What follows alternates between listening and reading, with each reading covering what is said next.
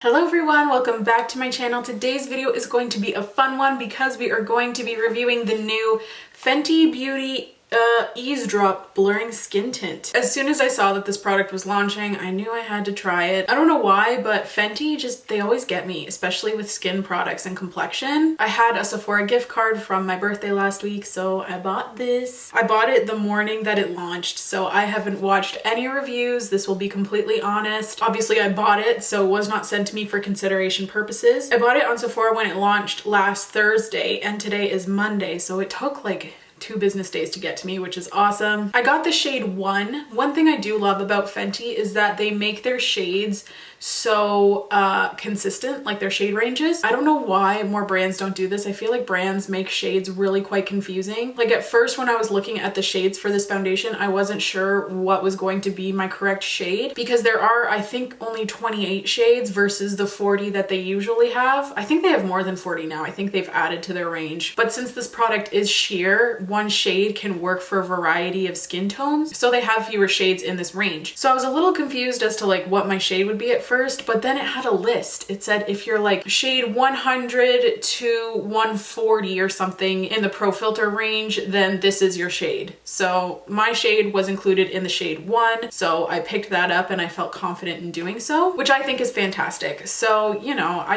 appreciate that. You know, they keep things consistent. Like between their Pro Filter and their hydrating range, it's the same shades. So if you know you're one shade in this foundation, you can just cross over and get the same shade in another foundation, and the same goes with the concealers. Anyway, I just thought I'd mention that, especially lately, the products I review, I haven't really been able to provide details on the consumer experience because I did receive it in PR, but this I can actually talk about. So yeah, very easy shade range to choose from. I really appreciate that. Also, I want to quickly mention about shade ranges. This comes in 25 shades. I thought it was 28 for some reason, but 25, and I appreciate that kind of range. Sometimes I feel like certain brands can kind of put out a sheer product and use that as an excuse to come out with like 8 to 10 shades. And even though products are sheer, so even though this is a sheer product and one shade can work for a couple different skin tones, they didn't take that as an excuse to put out like an abysmal shade range. I feel like some brands do that, so I appreciate that. Fenty always comes through with the shade range, though I would have expected nothing less. I don't even know what this is really supposed to do, so let's look it up together. Okay, so let's read a little bit about what this is because I didn't even look it up. I just automatically added to cart. So this is a lightweight buildable light to medium coverage skin tint that leaves skin looking blurred and smooth in flexible shades for all. Coverage light, finish natural, formulation liquid, free of parabens, phthalates. It is also vegan, gluten-free, and cruelty-free. It's an easy to apply flexible skin tint Rihanna wanted to create.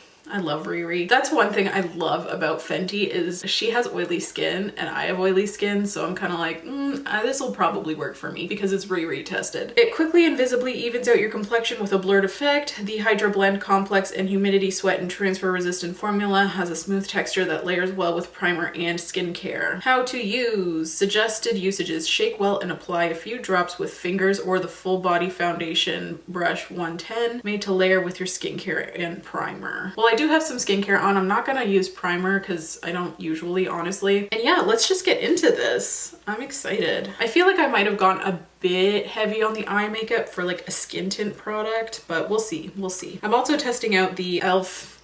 What is this? The Hydrating Camo Concealer. I'm testing that out today for the first time.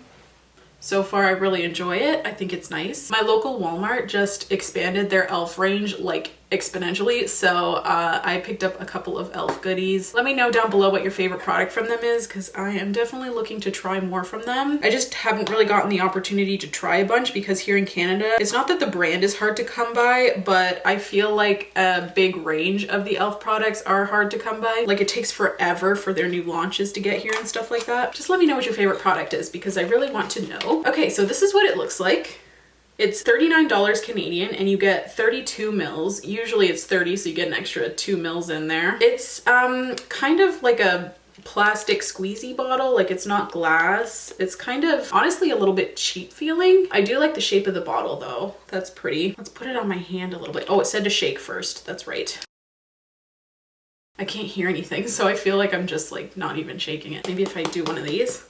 I I do appreciate that it's a little bit of a smaller bottle, but still holds the 32 mils. Like it still holds a reasonable amount of product, but it won't take up a ton of space in your makeup bag. I do kind of like that. So this is the consistency. I put a little bit on my hand. As you can see, it is dripping down my hand a little bit, but nothing too crazy. Oh no, it's not even dripping down my hand really. It's definitely thicker than I was expecting. I was expecting kind of a more watery formula. It's not a bad thing, it's just not what I was expecting. That is a little bit thicker than I was expecting. Not in a bad way, like it's not thick or anything, but I'm excited. Let's test this out. It doesn't say to use a sponge, so maybe I will just use my foundation brush on one side and then my fingers on the other side. I don't know how much to put on, but we'll see. Oh, I'll zoom you in first. Okay, so we are up close and personal. Today on my eyes, I'm wearing the Fenty Beauty Snap Shadows in the shade 2 Cool Neutrals. It's a Fenty Beauty kind of day. I knew I was going to be reviewing this, so I picked Fenty for the eye area. Very pretty. I love the formula of these snap shadows. I feel like this formula isn't talked about enough. I feel like it really slaps. Super blendable. Anyway, this isn't about that. Let's go in with some on the back of my hand. I put that much for half my face. We'll see if that's too much or too little or what. I don't have any foundation on. As you can see right now, I currently have some redness here. I'm not going to judge too much on how it applies in this area because I'm still recovering from a bit of an allergic reaction. Honestly, I probably shouldn't be filming this video, like I shouldn't put makeup over my allergic reaction, but I was just so excited, so I'm going to do it anyway. Okay, so that's one little swatch on the face. Color looks like it's pretty good for me. I'm glad I went with this one. Maybe a little bit light, but like it's definitely workable, especially because again, it is sheer. Oh, that was light. I was contemplating getting shade 2, but I just felt like that one looked way too dark for me. I don't know if I should set this with powder. I feel like that did provide like a decent amount of coverage. Like it wasn't crazy sheer. Like I definitely noticed a difference is what I'm trying to say. Like it doesn't look like I didn't put anything on. I don't know if that makes sense. I do appreciate that it's covering up the redness that I have, but that's really my main concern of my skin right now is just like some redness. So I feel like if you have like severe acne or like really strong discoloration, I mean, this probably wouldn't be the product you'd want to go for anyway. So unless you do want that, obviously, but I just feel like this wouldn't really cover those kind of complexion problems. Okay, so there is one side done. That blended out really quickly. I feel like this is going to be a really short video. My reviews are always super short, or I guess this is kind of like a first impressions. I think it looks really good. Hold on, let me look in my close-up mirror of truth. Okay, yeah, so here's the thing. I'll see if I can zoom you in. I don't usually have this problem, but I guess it's kind of good that I'm testing out a foundation when I have some like dryness and texture. I don't usually have dryness. This is not a problem that I usually run into, but because of my allergic reaction, I broke out like right around here in a rash. I don't know what it was from. So I'm not really sure if you'll be able to see it. I really hope you can. Let's see if I can dim the lights a little bit. So I'm not sure if you can see, but on my cheekbone, in this area right here specifically, I have quite a bit of texture and dryness, again, due to my allergic reaction. That being said, the foundation did kind of cling to it a little bit. So I guess my skin's technically like combination right now. Yeah, it does not look good over those little dry patches that I have. So I don't know. It says that this product is for all skin types, but honestly, I don't know how it would work on dry skin just because of that. It looks really like scaly almost. I hope you can see it. I'll see if I can like get a good photo of it or something. That way if you can't see it in the video, because I can't tell on the viewfinder. I won't be able to tell until I'm editing. But yeah, so you can really see it's like a scaly texture. It's kind of clinging to the dry spot and clinging to the texture. So yeah. Everywhere else on my face, like where I don't have an allergic reaction, I don't have anything going on my chin or anything. And like down here and on my forehead's fine. It looks great there. I'm gonna be a little bit crazy and I'm going to try and apply it with a sponge to those dry areas to see if that is any more effective. Honestly, I would say yes. I think that did help like a little bit, kind of push it into the skin a little bit more. I feel like sponges are dry skin's best friend. I wouldn't know because I don't have dry skin, but yeah, I feel like that looks way better when applied with a sponge on those dry areas. The brush looks fine on my smoother, more oily areas, But maybe if you have dry skin and you've already purchased this product and you're noticing like a little bit of cakiness and like clinging, maybe try a sponge. Okay, so I just washed my little fingies so that I can apply it on this side with my fingers. We'll see how it goes. I usually don't love applying products with my fingers. Number one, I don't like the feeling. Number two, I don't like how it sits on my skin when I use my fingers, but we will see anyway. So I'm just getting a little bit on my hands. I also wanted to mention that there is no fragrance to this product. I got a comment on my last video, I think it was, the ColourPop Limoncello collection review. I'll post it in the cards. I got one comment about how that person really likes that I always talk about scents, so I'm going to continue doing that for my scent-sensitive folks. Oh, I hate this. I just hate the feeling of like rubbing foundation in. But we're going to keep going. Oh, do you guys like applying things with your fingers? I don't know why, but I just feel like it doesn't look good when I do it. Plus, being a makeup artist, I obviously, well, I don't know if it's obvious. I never use my fingers on clients because gross. So I'm just so used to using a brush. I don't use sponges on clients either, but it's kind of not really related to this review. But yeah, I don't feel like it looks as good with my fingers, but that's how I feel about most products. It's not this product in particular. If you love how application looks with your fingers, then by all means. Yeah, I'm just confused how to blend things in with my fingers. So I feel like I'm just smearing it around like I'm finger painting, like I'm not actually blending anything in, you know? I feel like I got more coverage though with my fingers. Maybe that is because like there's no tool absorbing the products. I'm just smearing it around. So there's that. It's kind of a pro to using your fingers. Con, everything else.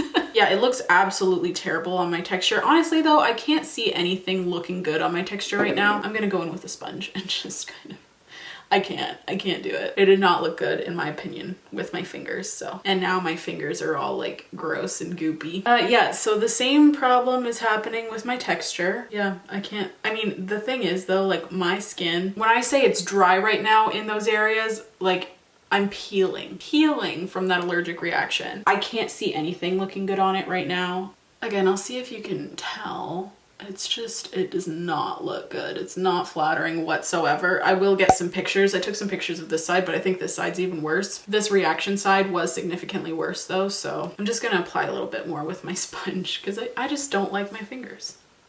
I'm gonna try and build up the coverage a little bit here because I did have quite a bit of redness here. I really wish I knew what that allergic reaction was from, but I put so many things on my face that I just have no idea. So it shall remain a mystery, I guess. Yeah, honestly, I like the way it looks. I think if I didn't have that whole texture situation going on, I think it would be good. I'm gonna try to build it up over this one spot that I have right here. It's not really covering that very well. It was kind of a dark spot though, so let's see if I can kind of like spot conceal, but with foundation, just kind of layer it up. What did we do before sponges, man? I just feel like it just gives such a freaking nice effect. I remember when the Beauty Blender first came out and I was like, there is no way in hell I will spend any money on a sponge. That's ridiculous. And yet here I am spending lots of money on sponges. Yeah, so honestly, it didn't build up to cover that quite the way I was hoping it would. I think that's where like the medium coverage comes in. Like that's what I was hoping for, that I could build up a medium coverage over this blemish, but it doesn't look like that's going to be the case. That's okay though. I'm like not super worried about that. Okay, so I think I'm done applying this for right now, and this is what my face is looking like.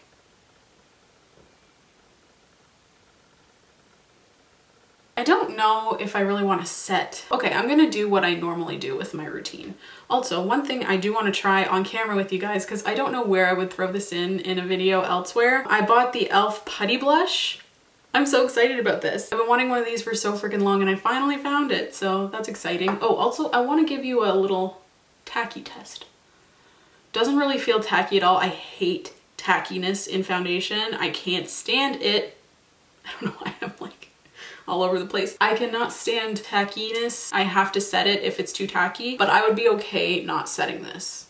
Like I wouldn't feel super uncomfortable. So it's not super tacky once it dries down. So I feel like with the foundation, I had an issue with the shades because my shade was, I think it's 140. I'm not 100% sure, but this one was like 100 to 140. And then the next shade down was from like shades 150 to I don't know, let's say 200. So I feel like since I was shade 140, I was like right at the darkest range for this color, but I think the other one would have been too dark for me. So I don't know. I feel like it's a good shade match, but I feel like it could be better. Does that make sense? I'd have to try the shade down to really like be sure, but I feel like a mixture of these would be good. I don't know. Obviously, I'd have to see the other shade in person, but I feel like I'm okay with this shade. Like, I don't feel like I would need to go out and purchase the next shade down. I feel like the shade is sufficient, definitely. It's just like a little bit too light, like just a hair. Okay, I don't know how I should apply this putty blush. It's very stiff. Interesting. So I just scooped out a little bit with my fingernail. Well, that seems like a lot actually, but whatever. I don't know how to apply cream blushes. I've gone through this in my last video. This blush is very stiff for a cream. I'm not sure if I like cream blushes, honestly. I feel like I like liquids more. Oh, there's the pigment. Maybe if I apply it like this and then kind of blend it out with the sponge, maybe we'll have a good result. This does not look good. Oh God, you can totally see my texture. Also, if you've been on my channel for a while, I don't know why I'm telling you guys this. I just kind of want to give you guys a little announcement. Oh, that looks way better with like a brush, and then I kind of like tapped off the excess. Maybe I'll try to blend it out with this brush. I feel like that went on way better. See, cream blush is just such a learning curve for me. I feel like I've just been using powders for so many years that like creams, it's such foreign territory to me. I don't feel like that looks bad. This side's a little bit strong, I think. But yeah, what I was going to say earlier, it's my cat Debbie's birthday today. It's not her actual birthday, but we adopted her 1 year ago today. So yeah, it's an exciting day. I love her so much. She's my little Debbie Doo. But since we don't know her birthday, since she was adopted, we just celebrate her anniversary of adoption as her birthday. That's what we do with our cats. So it's my sweet girl's birthday today. I'm just taking a bit more of that foundation and kind of just applying it over just like right here, because I feel like it got a little bit out of control with the blush. But I did like how that applied with a brush. Maybe a brush is the way to go. I don't know, as I said again, it's so foreign to me. For highlight, I'm gonna do the same thing as I did last video. I'm just gonna apply my Charlotte Tilbury Hollywood Flawless Filter for a Superstar Youth Glow. It's the longest name of all time. Just because of my texture, I feel like a powder highlight just would not look good. So I'm just gonna keep it simple and natural today. Also, the Sephora sale is on right now. Everything's like 10% off, I think.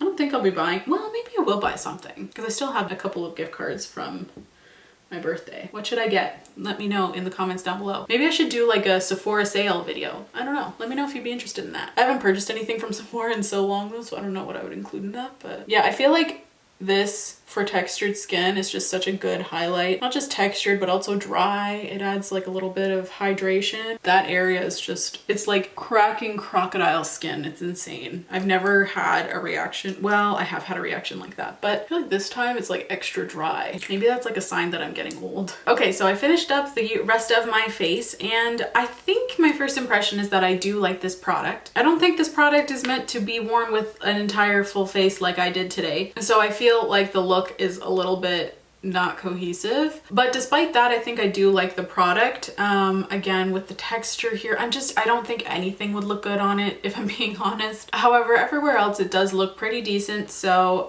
yeah, I applied some powder over top of the product. Just in my T-zone where I normally would add a little bit of powder, I used the Laura Mercier powder. It applied fine, everything was good. So yeah, I mean, my first impression is good. I'm going to wear it throughout the day. It is 11:30 right now, and I will come back to check in with you later in the day, so I will see you then. Okay, my friends, so it is now 5:30 p.m. and I've been wearing this for around 6 hours now, so I am checking in. And let me just say, I know this isn't what the video is about, but the e.l.f. Camo Hydrating Concealer has creased on me like nobody's business. Like, it does not look good. So I'm gonna have to do some experimenting with that concealer, but I don't think I like it. As for the skin tint, I think I like it on my oily areas. I would definitely recommend this for oily skin. I find it still looks light. There's no caking even in my oilier areas, like right here. It is a little bit oily, but the product's not really breaking up at all. Also, on my dry areas where I have my allergic reaction, it looks better over time. I think it's because my skin has produced some more oil over the day and it looks a lot less cakey and scaly. So I think it's interesting that in these dry areas right here, it actually looks better than when I first applied it. And in my oily areas, I would say that it looks about the same. It doesn't look much worse, but it also doesn't look much better. And since it is so light, even though it is kind of starting to fade a little bit, you're not going to see it much because there is that natural skin shining through anyway. So I would say I definitely do like this product, especially for summer and especially for oily skin. If your skin is on the dry or combination side and you have dry patches, I would proceed with caution with this one. I would say get a sample, but I'm pretty sure Sephora is not really giving samples out right now due to the pandemic. But maybe if you watch some more reviews with people with dry skin all the time, not just from an allergic reaction, you might get a better idea of what to expect. I also want to quickly talk about the claim that this product is buildable to medium coverage. I would disagree with that. I tried building it up a couple times and I did not find that it was buildable to medium coverage. Definitely not my standard of medium coverage anyway. So if that's what you were hoping for in this product, I would say skip it and go for an actual medium coverage foundation. But if sheer is your jam right now, then I would totally recommend this. Also, we did have some creasage in my little nose area.